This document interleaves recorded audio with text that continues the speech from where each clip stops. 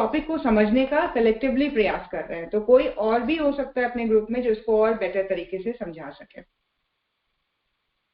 तो यहाँ पे महर्षि पातंजलि ने कहा कि जब स्मृति परिशुद्ध हो जाती है, हमारी मेमोरी जब शुद्ध हो जाए, स्मृति मेमोरी, अपने बारे में, अपने इस ह्यूमन जर्नी के बारे में बहुत सारी चीजें हमारा कॉन्शियस सबकॉन्शियस माइंड कलेक्ट करता रहता है। सबकॉन्शियस में तो बहुत सारे बर्थ, बहुत सारे जन्मों का डेटा एकत्रित होता है। तो उस लेवल पर हम जितना भी अचेतन या चेतन मन के लेवल पर एक्टिव हो पाए हैं, चीजों को जानने की स्थिति में आ पाए हैं, वो स्थिति में परिशुद्धि आ जाए, है ना, उस स्थिति में हमें चीजें डिस्टर्ब करनी बंद हो जाए, परेशान करनी बंद हो जाए, और बिल्कुल एक दृष्टा भाव की जागृति मन में हो जाए। मन किसी भी अवरोध के बिना वस्तुओं को यथार्थता से देख पाए। मतलब मन की स्थिति क्या है कि वो चीजों को बहुत ही सही ढंग से देख पाने की स्थिति में आ जा रहा है। उसमें ना कोई एडिशनल इमोशंस हैं, ना कोई अपने भाव हैं, ना अपना अच्छा लगना बुरा लगना है।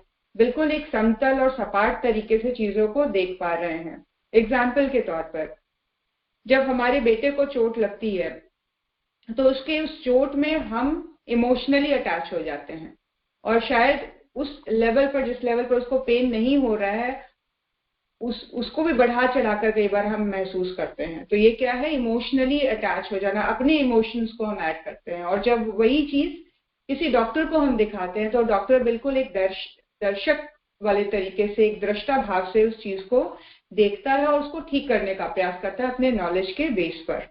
ठीक उसी तरह से यहाँ कह रहे हैं महर्षि पातंजलि कि मन जो है वो बिना किसी अवरोध के वस्तुओं को देख पाने की स्थिति में आ जाए, तो वो साधना की वो स्थिति, साधक की वो मन की स्थिति समाधि तक ले जाने में सहायक होती है। तो एक मेमोरी का परिशुद्ध हो जाना, है ना, प्योर हो जाना, क्लियर हो जाना, और दूसरा मन का किसी भी चीज को क्लियरली देखने की हैबिट आ जानी। मन बहुत इजीली किसी भी चीज को समझ पा जा रहा है, बहुत ट्रांसपेरेंट तरीके से, पारदर्शी तरीके से उसको चीजें समझ में आ रही हैं, देख पा रहे हैं। तो वो जो स्थिति है वो बिल्कुल समाधि के राजमार्ग में जाने की स्थिति बन जाती है। महर्षि पातंजलि ने अपने इस सूत्र में निर्वर्तक समाधि के लिए बड़ा सहज राजमार्ग सुझाया है। ये राजमार्ग है स्मृति के परिशोधन का।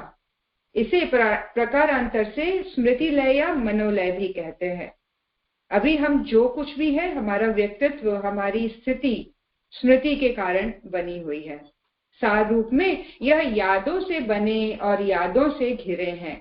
हमारे काल के अनुभवों ने हमें कुछ यादें दी हैं, कल होने वाले अनुभव भी हमें कुछ यादें देंगे। इन यादों के कई रंग एवं कई रूप होते हैं। इन्हीं सब से हमारे व्यक्तित्व की परतें सजी होती हैं। हमारे व्यक्तित्व का बहुआयामी रूप इन्हीं के कारण है। हमारी पर्सनालिटी किसी भी तरह की है तो वो क्यों है? हमारी यादों के हिसाब से है, हमारी मेमोरी के हिसाब से है। कुछ संस्कारों को हम बहुत गहराई से लेकर चल पड़ते हैं, कुछ बातों को, कहीं किसी ने कुछ कह दिया उसको हम बहुत जोर से पकड़कर उस व्यक्ति के लिए उस तरह की भावना को लेकर चलते हैं। फिर आगे हमें न्यू एक्सपीरियंसेस आते हैं जो कि हमारे यादों का ही हिस्सा बनेंगे, है ना। तो गुरुदेव यहाँ पे बता रहे हैं कि हमारी जो भी पर्सनालिटी है, जो उसका बेस क्या है, उसका बेस है हमारी मेमोरी, हमारी यादें, हमारी स्मृति। इन्हीं सबसे हमारा व्यक्तित्व सजता है। हमारे व्यक्तित्व का बहुआयामी कारण यही है। युग ऋषि परम पूज्य गुरुदेव कहते थे कि स्मृति के दोहरे अर्थ हो सकते हैं। एक अर्थ सामान्य साधारण और एक है विशिष्ट आध्यात्मिक। स्मृति के दो लेवल्स परम पूज्य गुरुदेव बता रहे हैं। एक क्या है? एक सामान्य है, साधारण है, और दूसरा विशिष्ट और आध्यात्मिक है। सामान्य साधारण अर्थ में स्मृति हमारा पिछला कल है, आज का वर्तमान है, लेकिन इसका दायरा हमारे वर्तमान जीवन तक सीमित है। आज के रिश्ते नाते, इसकी खटास मिठास, बीता हुआ बचपन, कहीं खो चुकी या खो रही किशोरावलय स्मृतियों के पिटारे में ही तो कैद है। अगर किसी तरह इसका लोप हो जाए तो प्रकारांतर से हम भी लुप्त हो जाएंगे। तो गुरुदेव कह रहे हैं कि मेमोरी 2 लेवल पर हमारे ऊपर काम करती है। एक जो साधारण सी मेमोरी है जिसमें हम अपने बिताए हुए समय को और अभी वर्तमान को, प्रेजेंट को के दायरे में हम अपने जीवन को जीते हैं। इसमें बहुत सारे खट्टे मीठे एक्सपीरियंसेस हैं, रिश्ते नाते हैं, बीती हुई कुछ बातें हैं, बचपन की कुछ यादें हैं, किशोरावस्था की जाने की कुछ स्मृतियां हैं, है ना। और गुरुदेव कह रहे हैं अगर इस मेमोरी का लोप हो जाए तो हमारी पर्सनालिटी का एक बहुत बड़ा पार्ट मौन हो जाता है, मतलब एक तरह से लुप्त हो जाता है। स्मृति के इस सिलसिले से परे इसका एक आध्यात्मिक पहलू है ना। एक जो साधारण पहलू जिसमें ये सारी चीजें आती हैं, एक स्पेशल है, विशिष्ट है, जिसको आध्यात्मिक पहलू कहा जा रहा है।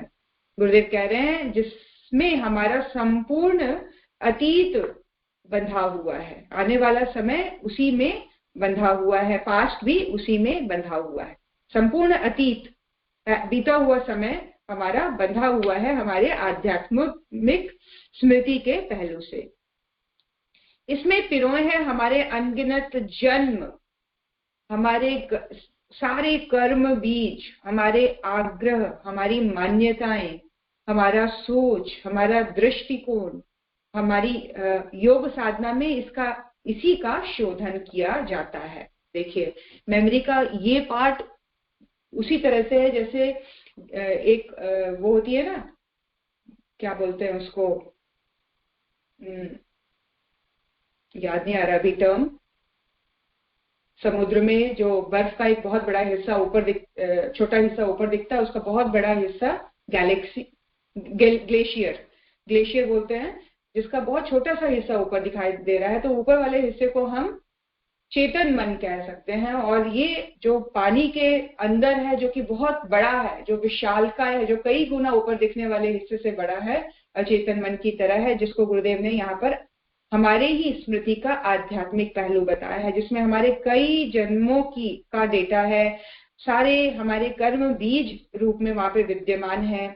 हमारी इच्छाएं, हमारी आकांक्षाएं, हमारी मान्यताएं, हम कैसे सोचते हैं, उसका बेस, हमारा दृष्टिकोण ऐसा क्यों है, उसका बीज, सारी चीजें आध्यात्मिक हमारे स्मृति के आध्यात्मिक पहलू में विद्यमान है।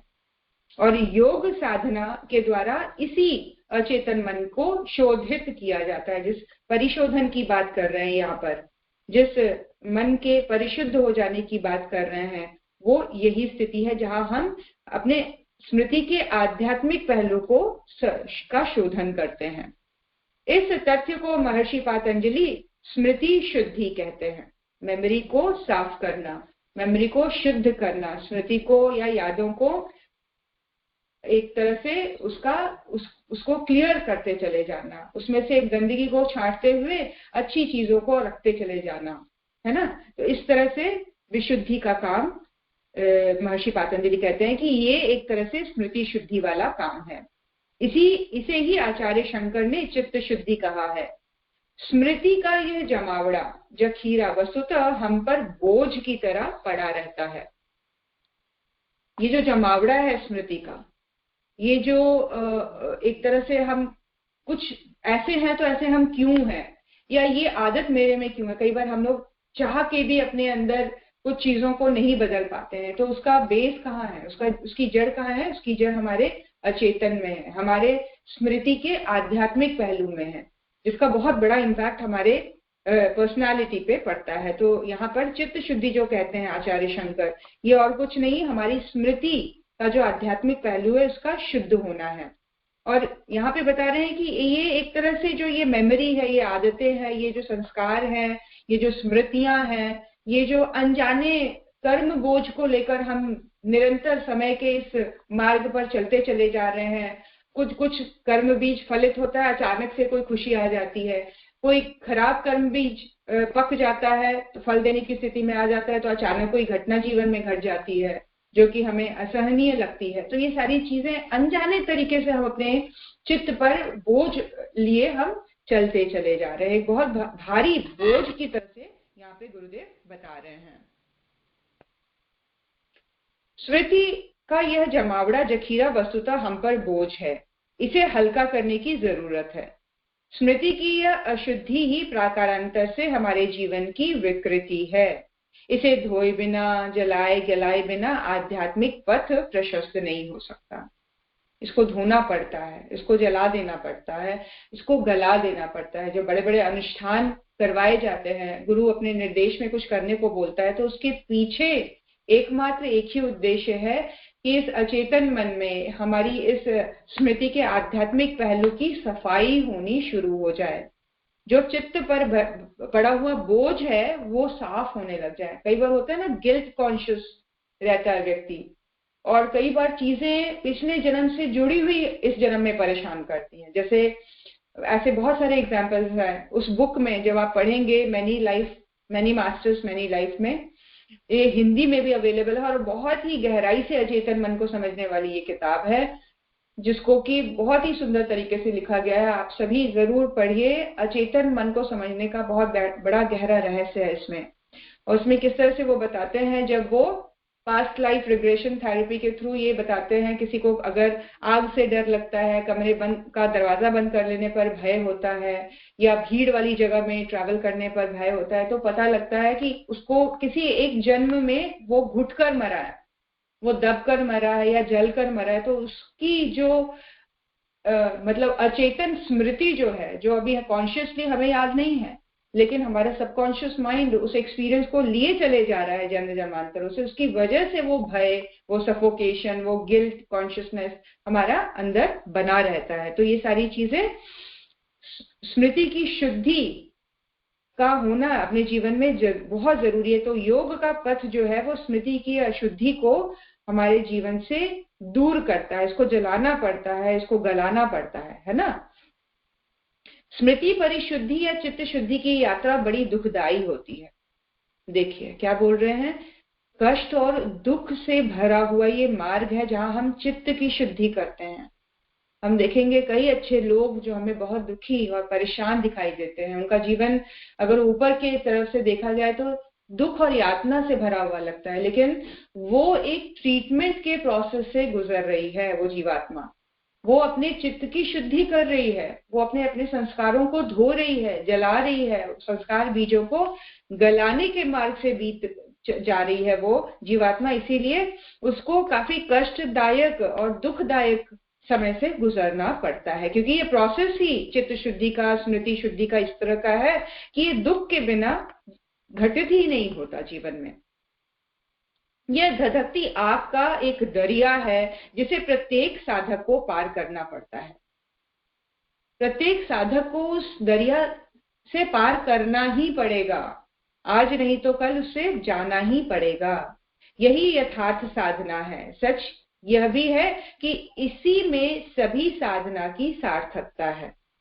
देखिए क्या है, दो तरह की बातें हो रही है। एक, चित्त शुद्धि के लिए दुख को क्रॉस करना ही पड़ेगा, कष्ट साध्य जीवन के मार्ग से अपने आप को एक तरह से क्रॉस करना ही पड़ेगा। उस एक्सपीरियंस को स्किप नहीं कर सकते हम बोलेंगे हम आनंद में रहकर, खुशियों में रहकर हम साधनाओं के बड़े बड़े जो एक्सपीरियंस है, जो अचीवमेंट्स हैं, उसको रिद्धि सिद्धियां उसको पाले, नहीं, वो पॉसिबल नहीं है। यहाँ चित्त शुद्धि की बात हो रही है, जिसको बिना धधकती हुई आग के दरिया को क्रॉस किए बिना हो ही नहीं सकता, और ये हर एक साधक के जीवन में आता ही है। और यथार्थ साधना का यथार्थता ये ही है। साधना की यथार्थता कष्ट से गुजरने में है।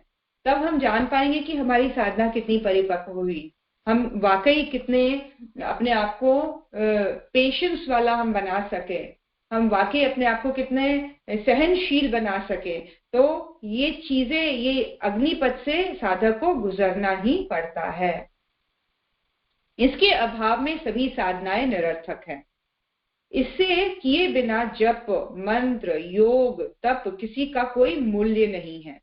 योग और तंत्र में कई बार कई चमत्कारी संतों की कथाएं सुनने में आती हैं, परंतु इसमें से किसी भी चमत्कार से चित्त शुद्धि नहीं होता। यह ऐसा चमत्कार है जिसे योग साधक को स्वयं करना पड़ता है। ये कोई चमत्कार नहीं है। गुरुदेव यहाँ बता रहे हैं चमत्कार से एक्सपेक्टेशन नहीं करनी चाहिए। चमत्कार हमारे चित्त को शुद्ध नहीं करेगा।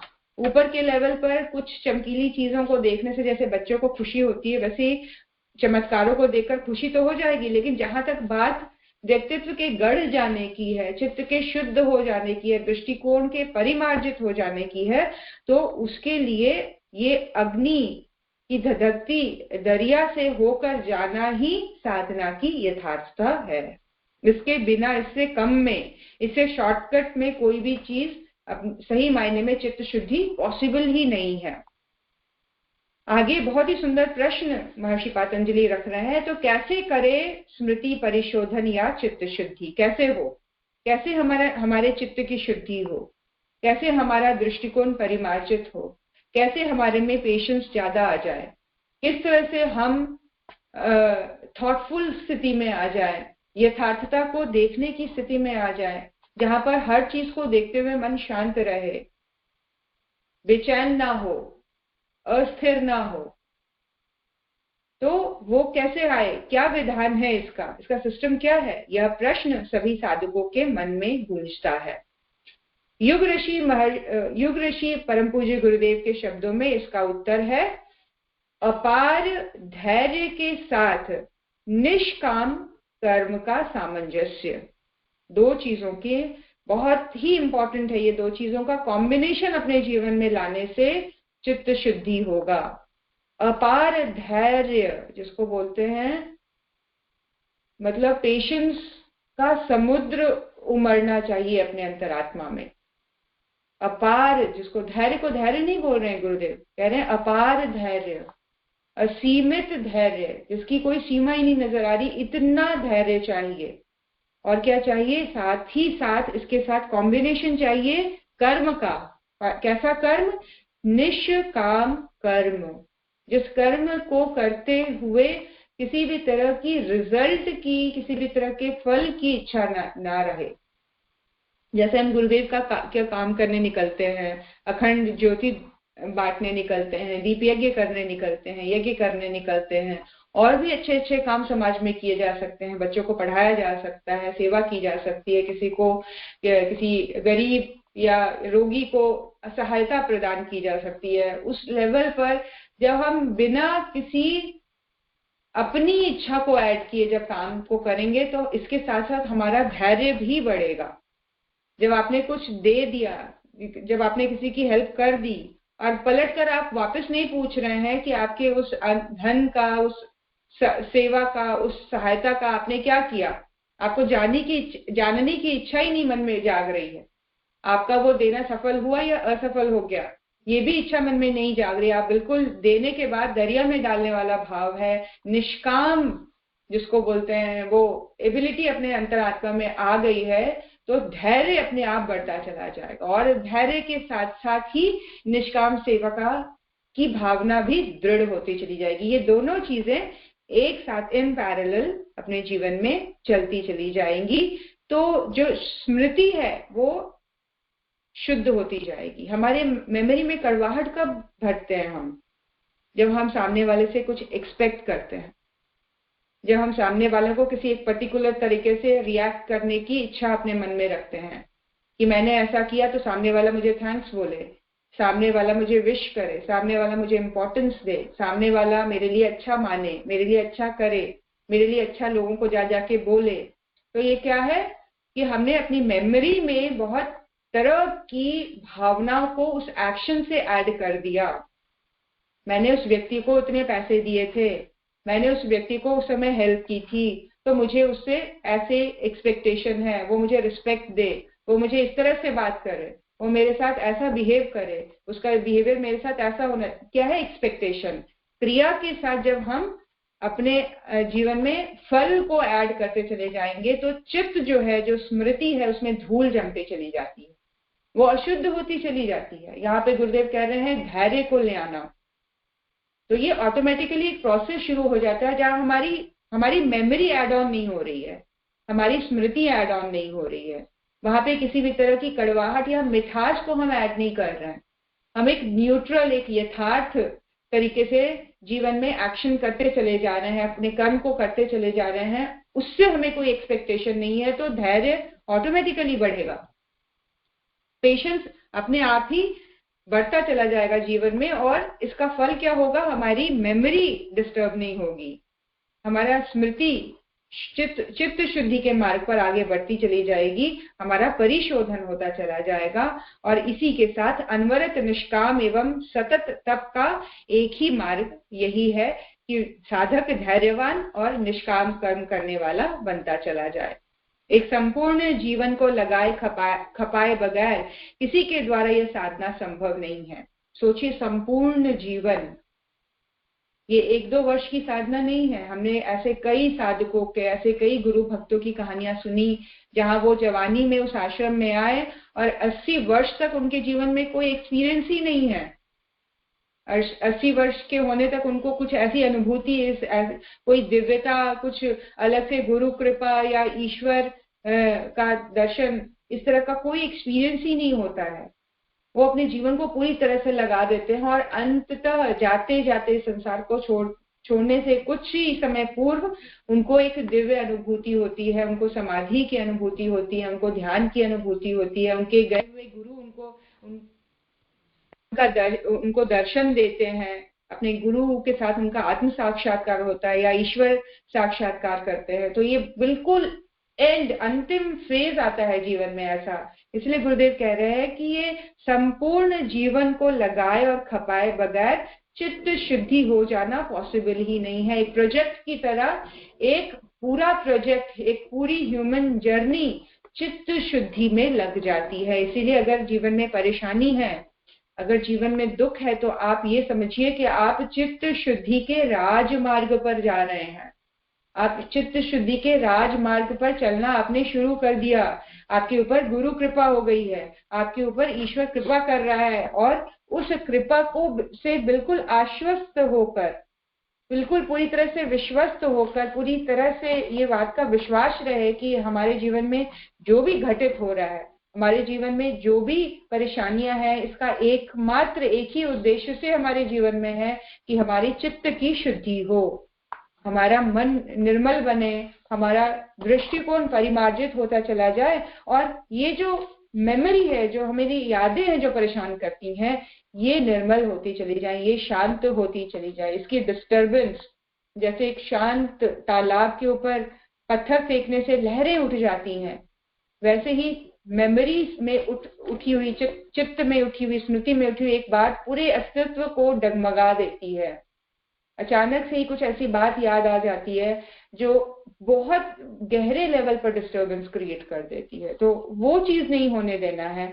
इस बात का विश्वास रखना है कि ये हमारे जीवन में कठिनाइयां, परेशानियां, दुख, दर्द, ये कहीं ना कहीं हमारे चित्त को ही शुद्ध करती है। हमारे कहीं ना कहीं नहीं, ये पूरी तरह से चित्त शुद्धि का ही राजमार्ग है। इसलिए मैं एक राजमार्ग पर चल रही हूँ। हो सकता है फिजिकल लेवल पर, मेंटल लेवल पर, यहाँ तक कि इमोशनल लेवल पर ये मुझे डिस्टर्ब कर रहा है, लेकिन इस डिस्टर्बेंस को जब हम यथार्थता से इसको देखना शुरू कर देंगे, अपनी उदासीनता को देखना शुरू कर देंगे, अपने फिजिकल पेन को समझना शुरू कर देंगे, अपने इमोशनल वीकनेसेस को देखना शुरू कर देंगे, पेन को समझना शुरू कर देंगे, तो हम देखेंगे कि हम और मंझते चले जा रहे हैं, हम और स्ट्रांग होते चले जा रहे हैं, और हम व्यवस्थित होते चले जा रहे हैं। तो गुरुदेव कह रहे हैं, एक पूरे जीवन को खपाए बगैर ये जीवन में आ ही नहीं सकता।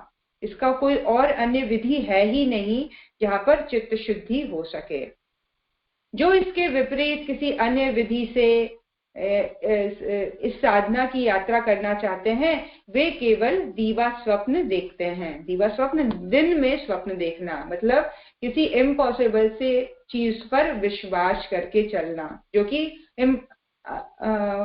पॉसिबल ही नहीं, हो ही नहीं सकता। इसीलिए गुरुदेव कह रहे हैं, स्मृति के परिशोधन की, चित्त के शुद्धि का कोई और मार्ग ही नहीं है, और एकमात्र एक मार्ग है कि पूरे संपूर्ण जीवन को इसमें खपा दिया जाए, लगा दिया जाए, और अपने धैर्य को, अपने निष्काम सेवा को बढ़ाते चला जाया जाए। विश्व ब्रह्मांड में ऐसी कोई भी शक्ति नहीं जो निष्काम कर्म एवं तप के बिना इस मंजिल तक पहुंचा दे। निष्काम कर्म करते चले जाना और तप करते चले जाना, तप करने के बहुत सारे आधार हैं, बहुत सारे तरीके हैं।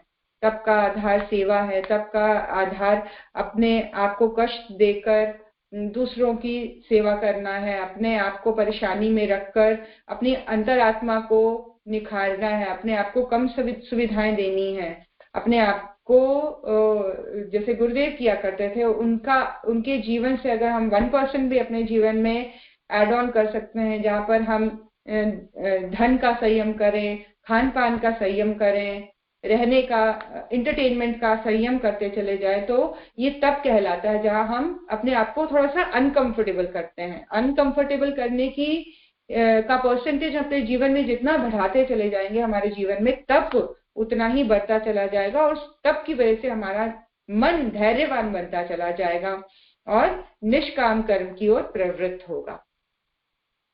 यहाँ तक कि समर्थ गुरु एवं इष्ट आराध्य भी अपने शिष्य सेवक को इसी मार्ग पर चलने के लिए प्रेरित करते हैं। जो समर्थ गुरु हैं, समर्थ गुरु, ऐसे वैसे गुरु नहीं, जो गुरु जो सामर्थ्यवान है, जो वाकई हमारे जीवन की दिशा को बदल सकने में सामर्थ्य है, जिनके जो प्राण फूंक देता है, जो जीवन के एक नए पथ पर साधक को चला देता है, वो भी इसी मार्ग का सहारा लेते हैं कि शिष्य और साधक तप भरा जीवन, निष्काम कर्म भरा जीवन में आगे प्रवृत्त होता चला जाए।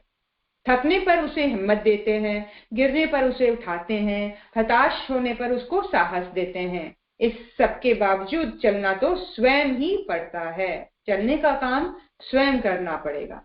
बाकी ऊपर से मोटिवेशन, ऊपर से आपको सत्साहस, ऊपर से निराशा उदासीनता से हटाकर साहस से भरने का काम गुरु अपने आप करता रहता है। लेकिन चलना कभी रोकना नहीं चाहिए, हमेशा ही चलते चले जाना चाहिए। अपने सिवा और कोई नहीं चलता, ये एक ऐसी सच्चाई है जिसे वही जानते हैं जो जीते हैं, जो जीवन को जीता है, जीवन को खींचता नहीं, टाइम को पास नहीं करता है। टाइम पास करना और किसी भी ऐसे वैसे ढंग से समय को 24 घंटे को निकाल देना, ये जीना नहीं हुआ। गुरुदेव कह रहे हैं ये उनको मिलता है, ये सत्साहस उसको मिलता है, ये गुरु की सहायता उनको मिलती है जो जीवन को जीते हैं, जो चैलेंजेस अपने जीवन में लेते हैं, जो बढ़ चढ़कर आगे निकलकर काम करते हैं। गुरुदेव कह रहे हैं अपने सिवा और कोई नहीं चलता, जो जीते हैं उनको ही ये सारी चीजें मिलती है। चित्त का एक एक संस्कार, एक एक कर्म बीज अपने भोग पूरे करवाने में कभी कभी तो वर्षों ले लेता है। कई बार तो इस पथ पर बड़ी नारकीय यातनाएं एवं दारुण परिस्थितियां सहनी पड़ती हैं, पर करे भी तो क्या, कोई और चारा भी तो नहीं है। जिसको कहा जाता है ना कि ये उसका प्रारब्ध है, ये प्रारब्ध शब्द और कुछ नहीं, चित्त के निर्मल होने के प्रोसेस का नाम है। कहीं ना कहीं स्मृति के लेवल पर, संस्कारों के लेवल पर, आदतों के लेवल पर बहुत सारी गलत चीजें इकट्ठी हो गई हैं व्यक्तित्व में, तब जो प्रकृति है चित्त शुद्धि का मार्ग इस तरह से खोलती है जहां पर उसको बहुत दारुण परिस्थितियों से गुजरना पड़ता है, असहनीय परिस्थितियों से गुजरना पड़ता है, क्योंकि प्रकृति में भी इसके अलावा और कोई चारा है ही नहीं। इस पूरी प्रक्रिया में जन्म जन्मांतर के कुसंस्कार की कालिक रह रहकर बाहर फूटती है। कठिन कठोर तप से उसका प्रशमन होता है। गुरु कृपा के झूठे मद में फूले हुए लोग जो इस दौरान तप से मुंह मोड़ते हैं, वे कुसंस्कारों की देन को संभालने में नाकाम रहते हैं। दूषित चरित्र ही ऐसों की नियति बन जाती है। ऐसे हतभागी जब अपने जन्मों से कमाई गई प्राण ऊर्जा को वासनाओं के खेल में खर्च करते हैं। इसीलिए निष्काम कर्म एवं तप ही सत्य की ओर बढ़ने का राजमार्ग है। देखिए एक बहुत ही इंपॉर्टेंट लाइन यहाँ पे कह दी गई है लास्ट में, और वो क्या कहा जा रहा है कि जब ये पूरी प्रक्रिया चल पड़ती है अपने जन्म जन्मांतरों के कालिक को धोने की, तो मन में अपने जो कुसंस्कार हैं वो बहुत ही तेजी से उमड़ घुमड़ कर आते हैं। वो हमारे मन को कमजोर करते हैं, हमारी दूषित वृत्तियों का जागरण होने लग जाता है। व्यक्ति कमजोर अगर हो, उसमें प्राण ऊर्जा की कमी हो, तो वासनाओं की ओर प्रवृत्त होने लग जाता है। ये बहुत ही दुखद एक जिसको कहा जाएगा चित्त शुद्धि का मार्ग तो शुरू हुआ था, लेकिन ये पलट कर सांप के डसने वाली बात हो जाती है। ये सफाई का मार्ग पे चलने का क्रम तो शुरू हुआ था, लेकिन शुरू होने में प्राण ऊर्जा की कमी या गुरु का नहीं होना जीवन में व्यक्ति को उलट कर मारता है, और वही अपने ही बोए हुए बीज अपने आप ही अपने लिए सांप की तरह डसने के लिए आगे आ जाते हैं। और ये हतभागी अपने जन्मों में कमाई गई प्राण ऊर्जा को कई बार वासनाओं में के खेल में खर्च करने लग जाते हैं। दूषित चरित्र जो व्यक्ति होता है वो इस तरह से काम करने लग जाता है। प्रकृति ने उसको दुख तो इसलिए दिया था कि वो अपनी चित्त शुद्धि के मार्ग पर लगे, है ना, धैर्यवान बने, तप करे, सेवा करे, निष्काम कर्म करे, लेकिन उसकी बुद्धि ऐसी होती है बिना गुरु कृपा के, बिना सद्भावना के, कि वो अपने ही कुसंस्कार के जाल में फंसता चला जाता है। इसीलिए निष्काम कर्म और तप की सहायता से लोग सही तरीके से इस राजमार्ग पर आगे बढ़ते हैं। जो इस सत्य को जीते हैं वे अपने गुरु की कृपा एवं आराध्य के अनुदानों का सच्चा लाभ उठा पाते हैं। कई लोग जब दुखी होते हैं, जब उनके जीवन में उदासीनता आती है, निराशा आती है या प्रकृति इस तरह से प्रताड़ित करती है, तो वो बढ़ चढ़कर तप, उपासना और तप में आगे बढ़कर लग जाते हैं। वो और तेजी से अपनी उपासना को बढ़ाते हैं, और तेजी से सेवा कार्य को बढ़ाने लग जाते हैं, और ज्यादा लोगों की सहायता करने लग जाते हैं, लोगों को सम्मान देने लग जाते हैं। तो ये क्या है कि ये विवेक गुरु ही उसको देता है, ये विवेक प्रकृति ही उसको देती है, उसके अच्छे इंटेंशन की वजह से, उसके अच्छे कर्म बीजों की वजह से, संस्कारों की वजह से, जहां वो अपने इस दुख को सेवा कार्य के द्वारा या तप कार्य के द्वारा बढ़िया तरीके से पार कर लेता है और सच्चे अनुदानों का लाभ उठाता है। उन्हीं को समाधि की उच्च स्तरीय अवस्थाओं को पाने का सौभाग्य भी मिलता है। ऐसे कई सारे गुरु शिष्यों की कहानी है, शिष्यों की कहानी है जिन्होंने अंततः समाधि को प्राप्त किया, और उनकी जो जर्नी थी जीवन की बड़ी कष्ट साध्य थी। यहाँ तक कि ऐसे भी एग्जाम्पल्स है जहाँ गुरु ने उनको प्रताड़ित किया, गुरु ने उनको पूरी तरह से छोड़ दिया, मतलब उनके हिसाब से, उनके एक्सपीरियंस के तौर पर। वैसे तो गुरु कभी भी किसी को छोड़ते नहीं है, लेकिन उन शिष्यों को इस तरह की अनुभूति हुई जहां वो जीवन के बहुत लंबे फेज में अकेले चले हों, स्ट्रगल किया हो, और अंततः उन्हें समाधि प्राप्त हुई हो। तो ये और कुछ नहीं, चित्त जैसे जैसे शुद्ध होता चला जाएगा, दृष्टिकोण जैसे जैसे परिमार्जित हो जाएगा, ये वही चीज को रिफ्लेक्ट करता है कि हमारा जो कर्म प्रारब्ध है वो धुलता चला जा रहा है, हमारी स्मृति परिशोधित होती चली जा रही है, हमारी मेमोरी एनलाइटन होती चली जा रही है, जागृत होती चली जा रही है, हमारी मेमोरी में प्रकाश भरता चला जा रहा है। चीजें याद करने पर हमें किसी भी तरह की कोई डिस्टर्बेंस नहीं फील हो रही है। हमने पास्ट में लोगों ने जो हमसे बुरा किया उन सभी को क्षमा करते हुए, क्षमा हम लोगों को नहीं स्वयं को ही करते हैं, क्षमा करने की वास्तविकता स्वयं को है, अपने आप को छोड़ देना, अपने आप को स्पेस दे देना, तब हम दूसरों को क्षमा करते हैं। जब हम अपने आप को ही परेशान करने में इंटरेस्टेड होते हैं तो हम कभी भी किसी को क्षमा नहीं करते, कभी भी किसी को छोड़ते नहीं। एक सबकॉन्शियस लेवल पर या अनकॉन्शियस लेवल पर हम चीजों को लेकर चलते रहते हैं और कड़वाहट को बनाए रहते हैं अपने जहन में, अपने मेमोरी में, अपने चिंतन में। तो ये चीज फिर लंबा प्रोसेस बन जाती है जीवन में। फिर उसकी सफाई बड़ी कठोरता से प्रकृति करती है, फिर उसको बहुत सारे दुख होते हैं, अपमान सहना पड़ता है, झंझटों से गुजरना पड़ता है, और तब जाकर जब वो रियलाइज करता है कि ये सारी चीजें कहीं ना कहीं मेरी चित्त शुद्धि के लिए है, तो फिर वो तप के मार्ग पर प्रवृत्त होता है। इस चीज की रियलाइजेशन, जहां पर वो इस चीज को समझ ले कि कोई भी परेशानी निश्चय ही मेरे ही कर्म बीज है, मेरे ही द्वारा बोया हुआ है, तो वो जो जर्नी है वो आसान हो जाती है, वो जो मार्ग है वो और सही तरीके से प्रशस्त हो जाता है, वो जो समझ है वो और हमें इजी कर देती है उस मार्ग पर चलना, और हम तप प्रधान जीवन जीने लग जाते हैं। हम अपने लिए स्ट्रिक्ट हो जाते हैं, फिर हम औरों के लिए उदार बनने लग जाते हैं। जो हमें अपने जीवन में नहीं मिला वो हम दूसरों को देने लग जाते हैं। जैसे हमें सम्मान चाहिए तो हम दूसरों को सम्मान देने लग जाए, हमें सहायता चाहिए हम दूसरों के लिए सहायक बने, हमें दूसरों की इम्पोर्टेंस चाहिए हम दूसरों को इम्पोर्टेंस दें, हम दूसरों की वाहवाही करें, हम दूसरों को कॉन्फिडेंस दें, हम दूसरों का आत्मबल बढ़ाने का प्रयास करें। तो वो सारी चीजें प्रकृति हमारे लिए सजोकर रखने लग जाती है और समय आते ही, चित्त के शुद्ध होते ही चीजें ऐसे सुंदर तरीके से जीवन में मैनिफेस्ट होती हैं, प्रकट होती हैं, जिसको कई बार हमें अपने आप पर विश्वास ही नहीं होता कि ये कैसे मुझे मिल गया, ये कैसे मेरे जीवन में हो गया। आइए गुरु सत्ता के चरणों में नमन करें। आज थैंक्स गिविंग डे है, आज अमेरिका थैंक्स गिविंग, ऑल्दो हमारे भारतवर्ष में ऐसा कोई एक दिन नहीं है जहां हम धन्यवाद ना करते हो, लेकिन चलिए, क्योंकि अब ग्लोबल लेवल पर बहुत सारी चीजें सेलिब्रेट की जाने लगी हैं, हर रिलीजन एक दूसरे की अच्छाइयों को एक्सेप्ट करने लगा है, तो आइए हम भी आज थैंक्स गिविंग मनाते हैं। प्रकृति के एक एक कण को थैंक्स बोलिए, आंखें बंद करके एक बार समस्त सृष्टि का एक बहुत ही सुंदर विजन लीजिए, जहां आप बिल्कुल अपने आप को धरती से भी अलग दूर कहीं बैठा दीजिए, जहां से आपको धरती नजर आ रही है, आपको चंद्रमा नजर आ रहा है, आपको अन्य ग्रह नक्षत्र नजर आ रहे हैं, और दूर जाकर आप पूरी गैलेक्सी को, जिस गैलेक्सी के पार्ट है हम, आकाश गंगा मिल्की वे, उसको हम देख पा रहे हैं। और उस स्थिति में आप एक एक कण को थैंक्स करिए।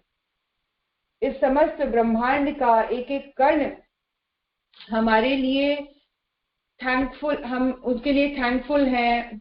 एक एक सृष्टि का एक एक कण, प्रकृति का, यूनिवर्स का एक एक कण मेरे लिए अच्छी चीजें बनाने में जुट गया है, मेरे लिए बहुत सारी खुशियां लाने में जुट गया है, मेरे लिए बहुत सारा स्वास्थ्य देने में वो जुट गया है। मैं उसके लिए थैंकफुल हूँ। मैं प्रकृति के एक एक कण को थैंक्स करता हूँ अपने स्वास्थ्य के लिए। मैं प्रकृति के एक एक कण को, यूनिवर्स के एक एक कण को थैंक्स करती हूँ अच्छी सोच देने के लिए। मैं अपने गुरु को थैंक्स करती हूँ इतना सुंदर जीवन जीने के लिए। मैं अपने गुरु को धन्यवाद करती हूँ मेरे सब कष्ट कठिनाइयों से दूर रखने के लिए। मैं अपने गुरु को धन्यवाद करती हूँ अच्छे विचारों से ओतप्रोत जीवन जीने देने के लिए। मैं अपने गुरु को धन्यवाद करती हूँ कि इस जन्म में आप मुझे मिले हो, तो ये जन्म निश्चय ही बहुत सुपीरियर है, बहुत ही स्पेशल है, बहुत ही जबरदस्त पॉसिबिलिटी से भरा हुआ है, और आपकी कृपा से वो समस्त पॉसिबिलिटीज मेरे जीवन में मैनिफेस्ट होंगी, इस बात का विश्वास है मुझे। मैं बार बार धन्यवाद करिए, बार बार धन्यवाद, हर एक को धन्यवाद, अपने समस्त रिश्ते नातों को धन्यवाद करिए, भाई बहनों को धन्यवाद, माता पिता को धन्यवाद, सभी रिश्तेदारों को धन्यवाद। मेरे आगे बढ़ने में, मुझे ऊंचा उठने में, मुझे कॉन्फिडेंट होने में आप सभी ने बहुत बड़ी सहायता दी है। और आज मैं स्पेशली इस पूरे स्वाध्याय टीम को धन्यवाद करती हूँ कि आप लोग नहीं इकट्ठे नहीं होते तो मुझे अपनी इस एबिलिटी का पता भी नहीं चलता। मुझे जो गुरु आज इस माध्यम से चीजें बता रहे हैं, जो हम पढ़ पा रहे हैं, जो समझ पा रहे हैं, जो चेंजेस आ रहे हैं, उन सब के लिए आप सभी को बहुत बहुत धन्यवाद। सभी को बहुत बहुत शुक्रिया, बहुत बहुत हाथ जोड़कर हजारों बार धन्यवाद करती हूँ आप सभी का, कि आपके माध्यम से ये सारी चीजें सफल होती चली जा रही हैं। आइए आगे के क्रम में मैं विनीता दीदी को अनम्यूट करूंगी, और मैं इनफैक्ट सबको ही अनम्यूट कर रही हूँ। आप सभी एक लाइन में सबको धन्यवाद करिए। आज थैंक्स गिविंग डे आप सभी मनाइए, और सभी कुछ ना कुछ, एक दूसरे के लिए नहीं, पूरे समाज, ब्रह्मांड और पूरे राष्ट्र के लिए, समाज के लिए, परिवार के लिए आप लोग धन्यवाद का एक एक लाइन जरूर बोलिए। बहुत सुंदर सारिका, आज का स्वाध्याय बहुत सुंदर था। अब आप सबको इनवाइट कर लीजिए थैंक्स बोलने के लिए। अमृता रॉय दीदी, आपकी बारी है, आप पहले बोलिए। जय गुरुदेव, सभी दीदी को प्रणाम, बहुत बहुत धन्यवाद सबसे पहले गुरुदेव को और आप दीदी, सभी दीदी को, कि हम इस स्वाध्याय से जुड़े हुए हैं और इतनी अच्छी अच्छी बातें हमें समझने सीखने को मिलती है। इसकी वजह से हम अपने आप में, मतलब एक धैर्य की बात जैसे बोले दीदी, तो धैर्य बहुत कुछ प्रगाढ़ होते जा रही है दीदी। जय गुरुदेव। बहुत बहुत धन्यवाद अमृता दीदी। अर्चना, मिकू, तुम कुछ बोलना चाहोगी? एक एक लाइन में जल्दी जल्दी, अब सभी समय के अनुसार बोलते चले जाएं। धन्यवाद।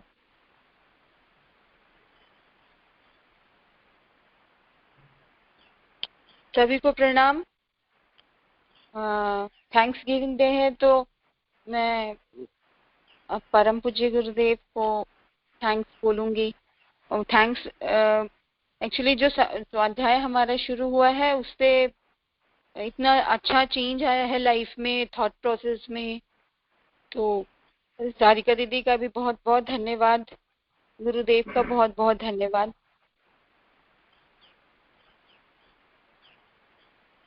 जोशी आंटी जी आप। हाँ जी, सबको प्रणाम। मैं तो सबसे पहले परमपिता परमेश्वर ईश्वर देवताओं, गुरुओं, ऋषियों, मुनियों, संतों, सिद्धों जिनका ज्ञान हमें मिल रहा है, और पितरों, पूर्वजों जिनकी कृपा से हम यहाँ इस धरती पर हैं, और सभी सहयोगी आत्माएं जिनके वजह से हमारा जीवन चल रहा है, चला है, उन सबको प्रणाम। प्रकृति सबको प्रणाम, नमन, धन्यवाद, बारंबार धन्यवाद। और आप सबको भी जो आप पारस्परिक सहयोग से जो हम लोग कुछ कर पा रहे हैं, तो सबको धन्यवाद। और ये जो सिस्टम चला रहे हैं, मैं तो बार बार उनको भी धन्यवाद देती हूँ। जो साइंस के साधन है ना, उनको बनाने वाले उनको चलाने वाले हैं, वो सब नहीं होते तो भी हम नहीं कर पाते ये सब, है ना। तो पूरे सृष्टि के कण कण को धन्यवाद, सबको धन्यवाद। बहुत बहुत धन्यवाद आंटी, बिल्कुल सही बात है कि ये टेक्नोलॉजी नहीं होती तो इस टेक्नोलॉजी को भी बहुत बहुत धन्यवाद। जय मासी आप बताइए। सभी को प्रणाम, जय गुरुदेव। मैं सबसे पहले अपने गुरु भगवान को धन्यवाद दूंगी और गुरु माता को, जिनकी प्रेरणा से स्वाध्याय शुरू हुआ और जिससे हम अपने आप को, अपने जीवन को किस तरह से जीना चाहिए और दूसरों के साथ क्या व्यवहार करना चाहिए, इस अध्यात्म को समझने के लिए जो हमें प्रेरणा दी है, इसके लिए मैं अपने गुरु भगवान और सभी को धन्यवाद देती हूँ। जय गुरुदेव। थैंक यू मासी। अब अगला नाम किरण मासी, आप कुछ बोलेंगे आज? किरण मासी, क्या हुआ सारिका? सारिका मेरा मैं तो कुछ भी नहीं है, लेकिन मेरा पूरा जीवन गुरुदेव दा देता हुआ है। तो उनको मेरा इतना धन्यवाद कि मेरे को पास शब्द नहीं है ना। मैं बता सकती हूँ कि मेरे साथ क्या क्या हो जाता है और किधर ठीक भी हो जाता है। इसीलिए बस इतना ही कहूँगी। सारिका बहुत बहुत गुरुदेव को धन्यवाद। जय गुरुदेव सारिका। किरण से बहुत बहुत धन्यवाद कि आज आपने बोला। सबसे पहले तो किरण ने 3 साल में पहली बार बोला है आज और धन्यवाद दिया उन्होंने। गुरुदेव माता जी हम सबको का धन्यवाद एक्सेप्ट कर रहे हैं। और अगला मासी लता मासी। किरण मासी आप लोग थोड़ा दूर दूर बैठ जाइएगा, आपकी आवाज गूंज रही है। लता मासी आप।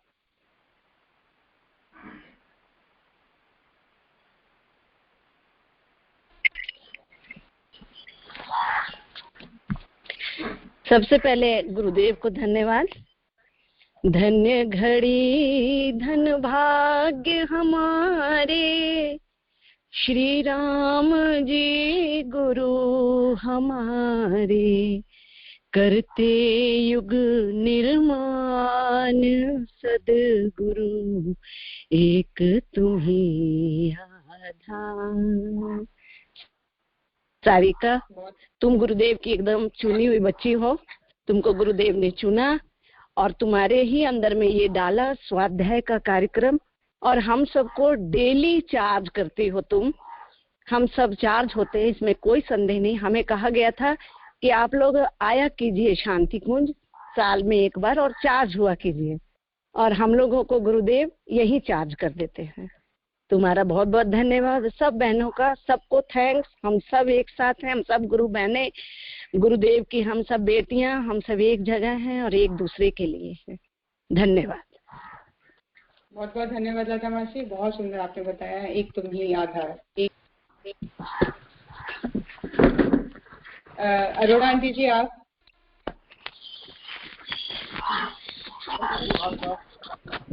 और हर तरह से मैं दिल से गुरुदेव को सबको बहुत बहुत धन्यवाद करती हूँ। सबसे अरोड़ा आंटी जी आपकी आवाज नहीं आ रही। बिल्कुल नहीं आ रही। थोड़ा सा हेलो, पास में कर। हाँ जी अब आई है, क्लियर हुई है। हाँ ठीक है। सबको प्रणाम और मैं सबका बहुत बहुत धन्यवाद हो, गुरुदेव का धन्यवाद। और हर के लाइफ में कोई ना कोई माध्यम बनता है। हमें गुरुदेव का कुछ नहीं पता है, लेकिन सारिका तुम माध्यम बनी। तुम्हारे माध्यम से हमने जाना, अब उस पर इतनी श्रद्धा और विश्वास हो गया है। और सारे ग्रुप को बहुत बहुत धन्यवाद। सब खुश रहें, स्वस्थ रहें, प्रसन्न रहें। जय गुरुदेव। बहुत बहुत धन्यवाद Aruna aunty ji, thank you so much. आगे मीना भाभी। मीना भाभी। हेलो। हाँ जी मीना भाभी, आवाज आ रही है जी। हाँ, सबसे पहले परम पिता परमात्मा को धन्यवाद, गुरुदेव माता जी को धन्यवाद, और मैं सारे ब्रह्मांड को धन्यवाद करती हूँ, और अपने बड़े छोटे सभी को धन्यवाद। बड़ों के साथ साथ छोटों को भी धन्यवाद के पात्र हैं, क्योंकि हम बहुत कुछ छोटे लोगों से भी सीख रहे हैं। ये जो नई टेक्नोलॉजी है हम लोगों को नहीं आती थी, ये बच्चों से ही हम सीख रहे हैं। उनको भी बहुत बहुत धन्यवाद। जो आज हम स्वाध्याय अटेंड कर रहे हैं या और भी लैपटॉप पे या किसी चीज पर काम कर पा रहे हैं, वो सब इन बच्चों की वजह से। उनको भी बहुत बहुत धन्यवाद, सभी को बहुत बहुत धन्यवाद।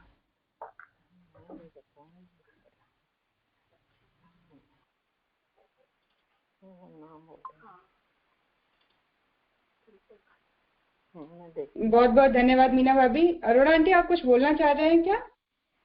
हाँ, देखो फर्स्ट टाइम मेरी सिस्टर इन लॉ यहाँ आई थी, तो उससे मैंने कहा तुम टीवी देख लो, कुछ कर लो। कहती नहीं, मेरे को अच्छा लग रहा है, मैं सुनूंगी।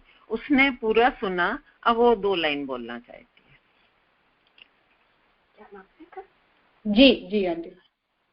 हेलो। हाँ हेलो, मैं एक ही सिस्टर इन लॉ हूँ और मैंने फर्स्ट टाइम तुम्हें सुना, और जो तुमने ये स्मृति क्लीन अप का और स्मृति इसका बताया है, ये वो मेरे माइंड में ना सेट हो गया है आज। तो मैं पूरी कोशिश करूंगी कि जो हमारी स्मृति पुरानी है ये है, उनको उन पुरानी चीजों को भूल के नई शुरुआत करें, और उसके लिए आपका बहुत बहुत बहुत बहुत धन्यवाद। और मैंने फर्स्ट टाइम सुना और मेरे को बहुत अच्छा लगा। Thank you so much aunty ji. Arora aunty के साथ आप भी हमारी मासी समान हैं। बहुत बहुत धन्यवाद। और इसी तरह हम सभी जुड़ते चले जाएं, जितने भी नए लोग को हम जोड़ सके अपने फैमिली में, जुड़ते चले जाएं। थैंक यू अरोड़ा आंटी, बहुत बहुत धन्यवाद। आगे मेरे ख्याल से पुष्पा झा दीदी, आप कुछ बोलेंगे? धन्यवाद करिए गुरुदेव माता जी को आज। जी हेलो, मेरी आवाज? हाँ जी हाँ जी जी जी आवाज आ रही है। पहले मैं परम पूज्य गुरुदेव, वंदनीय माता जी, वेद माता गायत्री जी, दादा गुरु को प्रणाम करते हुए मैं ये कहूंगी कि सारिका जी को सारा श्रेय पहले तो उनको ही जाता है कि उन्होंने हमको इस टेक्नोलॉजी के आधार से हम सबको जोड़ रखा है। और हम सारा परिवार, गुरुदेव ने परिवार नाम इसीलिए ही दिया कि हर एक व्यक्ति को उन्होंने अपने परिवार में जोड़ा। हम सब एक ही परिवार की ही बहनें हैं, और आपके ग्रुप के माध्यम से बहुत कुछ सीखने को हमको मिलता है। और आपका ये सब सुन करके हम जहाँ भी कहीं जाते हैं गुरुदेव के कार्यक्रम के लिए, तो इस स्वाध्याय के माध्यम से हमको बहुत हेल्प मिली है। और इसके लिए मैं मीना भाभी जी का बहुत बहुत धन्यवाद कहूंगी कि उन्होंने मेरे को इस ग्रुप के बारे में बताया। उसके बाद मैंने कई बहनों को इसमें जोड़ा है, और उनको कहती हूँ डेली कि आप लोग टाइम निकाल करके, विशेष ये मतलब 1 घंटे का ही है, और आप इसको सुनिए। बहुत ज्ञानवर्धक, बहुत हर उसके अंदर। तो 2 लाइन में वो बोलूंगी। सदगुरु में तेरी पतंग, सदगुरु में तेरी पतंग, हवा विजोड़ दी जावांगी, हवा विजोड़ दी जावांगी, हवा विजोड़ दी जावांगी। सदगुरु में तेरी पतंग, सदगुरु में तेरी पतंग, हवा विजोड़ दी जावांगी, हथ छोड़ना मैं कट जावांगी, सदगुरु में तेरी पतंग। आप सबको प्रणाम, बहुत बहुत धन्यवाद। सारिका जी का भी, और सभी बहनों का, ग्रुप की सभी बहनों को बहुत बहुत धन्यवाद, प्रणाम। बहुत बहुत धन्यवाद पुष्पा दीदी, बहुत सुंदर आपने गाया। और वाकई ये गुरुदेव के द्वारा प्रेरित स्वाध्याय है, और सभी को जोड़ना हमारा काम है। बहुत बहुत धन्यवाद फिर से एक बार। रिंकी दीदी, आप कुछ बोलना चाहेंगे? रिंकी दीदी। जी दीदी, सभी को प्रणाम। थैंक यू गुरुदेव माता जी, थैंक यू। आप बहुत अच्छा लगा मुझे ये सब सुनकर। थैंक यू दीदी। बहुत बहुत धन्यवाद रिंकी दीदी। सविता मासी, आप कुछ बोलना चाहेंगे? सविता मासी, सविता मासी। आ रही है? हाँ जी, हाँ जी, हाँ जी, बोलिए मासी, बोलिए। हेलो। हाँ, सबसे पहले गुरुदेव और माता जी को प्रणाम, सारी टीम को प्रणाम और सबका धन्यवाद जो मैं इस टीम से जुड़ पाई हूँ। आज कुछ थोड़ा सा बोल रही, हिम्मत कर रही हूँ, बोलने की हिम्मत है नहीं मेरी। बस इतना ही। बहुत बहुत धन्यवाद सविता मासी। सरोज मासी, आज आप कुछ बोलना चाहेंगे? सरोज मासी, सरोज मासी। हाँ बेटा। बोलिए बोलिए, धन्यवाद करिए गुरुदेव माता जी को, बोलिए। सभी को मेरा प्रणाम। गुरुदेव माता जी को बहुत बहुत धन्यवाद। मेरे में तो बोलने की भी वो नहीं है कि मैं बोल सकूं, बस मैं सुनने लायक ही रह गई। फिर भी मैं बोल रही हूँ कि मुझे इस जगह मुझे जोड़ के गुरुदेव ने बहुत मुझे शक्ति दी है, मुझे जीने का रास्ता बताया है, बहुत बड़ी बात है। सभी को प्रणाम। सारिका, तुमने मुझे हिम्मत दी तो मैं बैठ गई बोलने के लिए, 2 लाइन बोल तो सकी कम से कम। ठीक है Sarika. Thank you so much Saroj मासी, बहुत बहुत धन्यवाद। आपने बहुत अच्छा बोला और बोला करिए, बोलना बहुत जरूरी है। बोलने से मन की बहुत सारी चीजें खुलती हैं, बहुत सारे डर निकल जाते हैं, गांठें खुल जाती हैं। बोलना बहुत जरूरी है। आप लोग सभी बहुत अच्छा बोलते हो। सावित्री लाभांटी, आप कुछ बोलेंगे? लाभांटी। हाँ,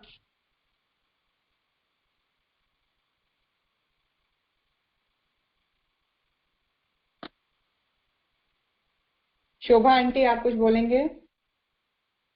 शोभा आंटी।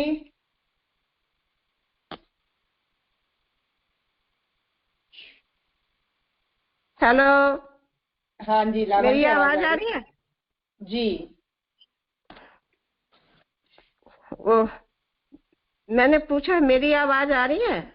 जी आंटी, अनम्यूट नहीं हो रहा? हाँ, मैं और कुछ तो नहीं बोल पाऊंगी क्योंकि कुछ काम है, समय का क्रंच है। बस इतना ही कहूंगी कि इस स्वाध्याय से जब से जुड़ी हूँ इतना कुछ सीखने को मिला है कि कहना मुश्किल है। पूरे मतलब अपने स्वभाव में, अपने नेचर में ही लगता है कि काफी चेंज आ गया है, काफी बदलाव आ गया है। और सबसे अच्छी बात तो है कि मन में कभी किसी के प्रति अब कोई भी गलत भावना जब आती है ना, तो लगता है ऐसे गुरुदेव टोक देते हैं, ये क्या कर रहे हो, क्यों ऐसा कर रहे हो। कभी किसी के लिए मन में गलत भावना मत लाओ, चाहे तुम्हारे साथ कोई कितना भी अच्छा बुरा जो भी करे, लेकिन तुम अपने आप को कभी उस सब से अलग रख के बिल्कुल सबके प्रति सिर्फ सद्भावना ही सद्भावना रखो। बस अभी इतना ही बोलूंगी, फिर दूसरी बार। बहुत बहुत धन्यवाद लाभांटी, बहुत सुंदर, बहुत सही कहा आपने। शोभा आंटी, आप कुछ बोलेंगे? सभी को प्रणाम। मैं धन्यवाद करूंगी गुरु जी माता जी का और अपने माता पिता का जो हम मेरे को इस धरती पर लाए और गुरु जी के प्रति मेरी श्रद्धा जागृत हुई। अब सभी मैं सबको ये बात कहती हूँ कि सारिका उनको गुरु जी ने निमित्त चुना और उसने हमें आगे बढ़ाने में सहयोग दिया, ये पक्की बात है। पर गुरु जी ने सारिका के साथ साथ तीन और उसके वॉलंटियर पैदा कर दिए हैं। एक वनीता, एक नीरू और तीसरी क्या नाम है उसका, मीकू। और तीनों में इतना पता नहीं इनको खुद को लगता है या नहीं लगता है, मुझे इन तीनों में इतना बदलाव लगा है ना। हो सकता है मैं अपने आप के बारे में इतना नहीं जान पाई जितना मुझे इन तीनों में बदलाव लगा है। तो ये सारी गुरु कृपा ही है कि कभी कभी मन बेचैन होता है तो फिर ये मन में आता है नहीं, कहीं ना कोई गुण होगा हमारे में जो गुरु जी ने हमें चुना है। धन्यवाद। बहुत बहुत धन्यवाद शोभा आंटी, बहुत सुंदर आपने कहा और सही बात है। ये पूरी टीम अपने आप में बहुत स्पेशल है और सब गुरुदेव की ही प्रेरणा से हम सभी आगे बढ़ते चले जाएंगे। उनके ही संरक्षण में, उनकी छत्र छाया में हमारा जीवन इसी तरह से आगे बढ़ता चला जाएगा। सुधा आंटी, आप कुछ कहेंगे? सुधा आंटी। सबसे ज्यादा गुरुदेव और माता जी का बहुत बहुत धन्यवाद जिन्होंने हमें ये सब प्रेरणा दी सब कुछ सीखने की। और सबसे ज्यादा सारिका, नीरू और विनीता जिन्होंने इतनी नॉलेज हमें दे रहे हैं अपने, उनका बहुत बहुत धन्यवाद। और पूरे ब्रह्मांड का धन्यवाद, अपने माता पिता का धन्यवाद, अपने बस यही इतना ही बोलूंगी। धन्यवाद। बहुत बहुत धन्यवाद सुधा आंटी, बहुत बहुत धन्यवाद। उषा दीदी आप? सभी को प्रणाम। जय गुरुदेव दीदी, आप सभी का बहुत बहुत धन्यवाद दीदी। स्पेशल धन्यवाद सारिका दीदी, विनीता दीदी और नीरू दीदी। गुरुदेव माता जी का बहुत बहुत धन्यवाद। उनको हमने कभी नहीं देखा, पर श्रद्धेय शैलजी जी को ही हम गुरुदेव माता जी के रूप में देखते हैं, तो उनका भी बहुत बहुत धन्यवाद। प्रणाम। बिल्कुल सही बात है, बहुत सुंदर उषा दीदी। वीना भारती आंटी जी आप कुछ बोलेंगे आज? वीना भारतीय, वीना आंटी। विनीता दीदी आप आहुति अपना बोल के आहुति का क्रम रखते हुए समाप्त कर दें। सभी का बहुत बहुत धन्यवाद। जी सारिका, सबको, एक तो ग्रुप में जितने भी लोग हैं सबको बहुत बहुत धन्यवाद, बहुत बहुत नमन। और मैं भी सारिका को ही माध्यम मानती हूँ कि मैं गुरुदेव से जुड़ी, सारिका के द्वारा ही। कहीं न कहीं सारिका शायद जरिया बनी हम सबको गुरुदेव से जुड़ाने के लिए, जो भी नए लोग हैं। और हमने बहुत कुछ सीखा और अपने जीवन में खुद में चेंज पाया है। और हर रोज हम कुछ नया सीख रहे हैं। आज भी इतने सालों से जुड़ के रोज कुछ ना कुछ नया सीख रहे हैं। और मैं अपने जीवन में उन सभी को धन्यवाद कहना चाहूंगी जिनका हर कदम पे मेरे जीवन में कहीं ना कहीं सहयोग रहा है, मेरे जीवन शुरुआत से आज तक। और इसी के साथ हम परम पूज्य गुरुदेव परम आदरणीय माता जी को बहुत प्यार के साथ हम सबकी तरफ से नमन, प्रणाम, धन्यवाद। और आहुतियों के साथ आज के क्रम का हम शुरुआत करते हैं। गायत्री मंत्र और महामृत्युंजय की आहुतियां। सबसे पहले नमन करेंगे। ओम नमो स्वनंताय सहस्रमूर्तये सहस्रपादा शिशिरोरुबाहवे सहस्रनाम्ने पुरुषाय शाश्वते सहस्रकोटि युगधारिणे नमः। सभी एक साथ 5 बार गायत्री मंत्र की आहुति। सभी को सद्बुद्धि मिले, जीवन में सब इसी तरह सद कार्य करते हुए आगे बढ़ते चले।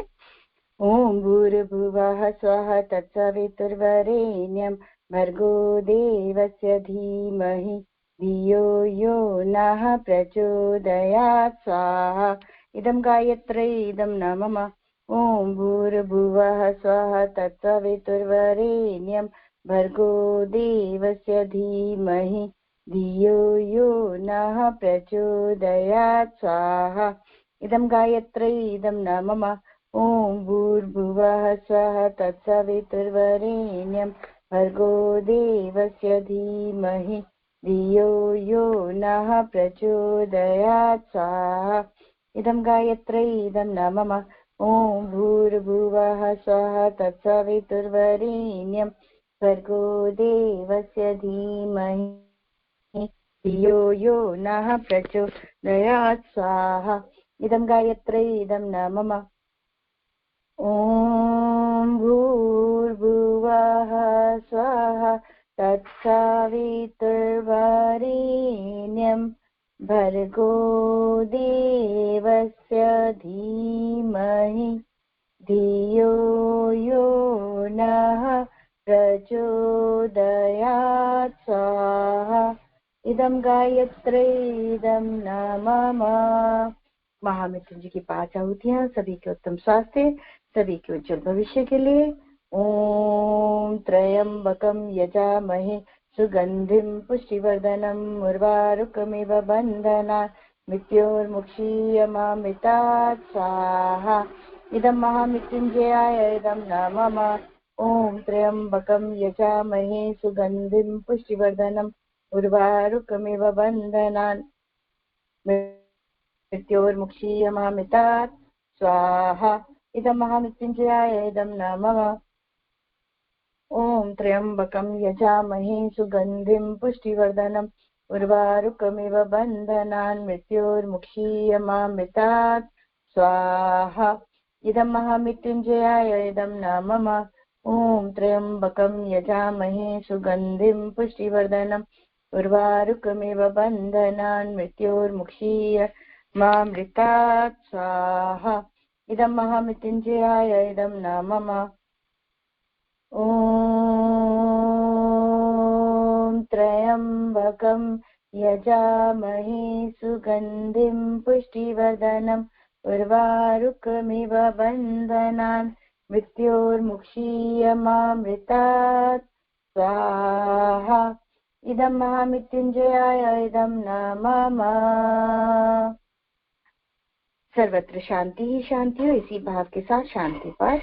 ओम द्यौ शांति अंतरिक्ष ग्वं शांति पृथ्वी शांतिरापः शांति ओषधयः शांति वनस्पतयः शांतिर्विश्वे देवाः शांति ब्रह्म शांति सर्वगं शांति शांतिरेव शांति सामा शांतिरेधि। ओम शांति शांति शांति सर्वारिष्ट सुशांतिर्भवतु। 1:30 बजे हम ज्योति अवतरण साधना में, 5:40 में गायत्री चालीसा और 6 बजे नादी साधना में हम सब फिर से मिलेंगे। धन्यवाद।